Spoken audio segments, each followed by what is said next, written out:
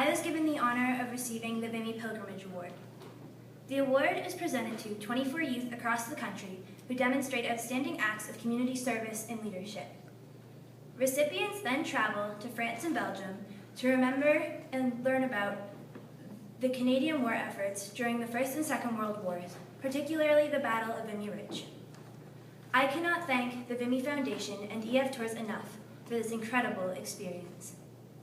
There's a feeling one gets when they read or learn about the Great Wars in a classroom, but it's a completely different sensation to walk through the trenches where you know soldiers lived, fought, and died. Standing amongst thousands of white crosses, knowing that each one represents someone's life or someone's story that might not be remembered, is completely overwhelming.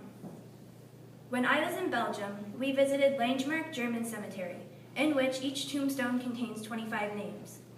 While there, our tour guide informed us that 3,000 people who are buried in that graveyard died between the ages of 14 and 22. They were killed in a World War I massacre known as the Student Slaughter. This information caused our group to fall silent.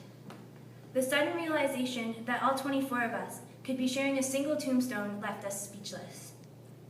It was in these moments of quiet that I, for the first time, truly understood the purpose and importance of taking a moment of silence on Remembrance Day to pay respects to those who lost their lives fighting for our country. However, this trip not only allowed me to commemorate what happened in the past, but gave me hope for the future. For an entire week, I was surrounded by a group of highly motivated students.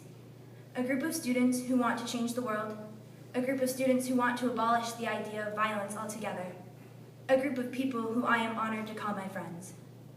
I know that my generation will make a difference, and if we work together, we can create a world where war does not exist. A world where people aren't discriminated against based on their race or religion. A world where cultural differences are seen as something positive. And although we might not be able to compensate for the millions of innocent lives that were lost during the world wars, or for the lives of those who continue to serve us today, such as Nathan Cirillo, whose life was unfortunately cut short, together, we can work to ensure that the lives of future generations will be saved. Because if I learned one thing while I was in Europe, it's that we shouldn't only remember the Canadians who fought, but the Canadians, Americans, French, British, German, and anyone else who died while fighting their country's war. We owe it to the heroes who have fallen before us our greatest efforts in creating a more peaceful and unified nation. Lest we forget. Thank you.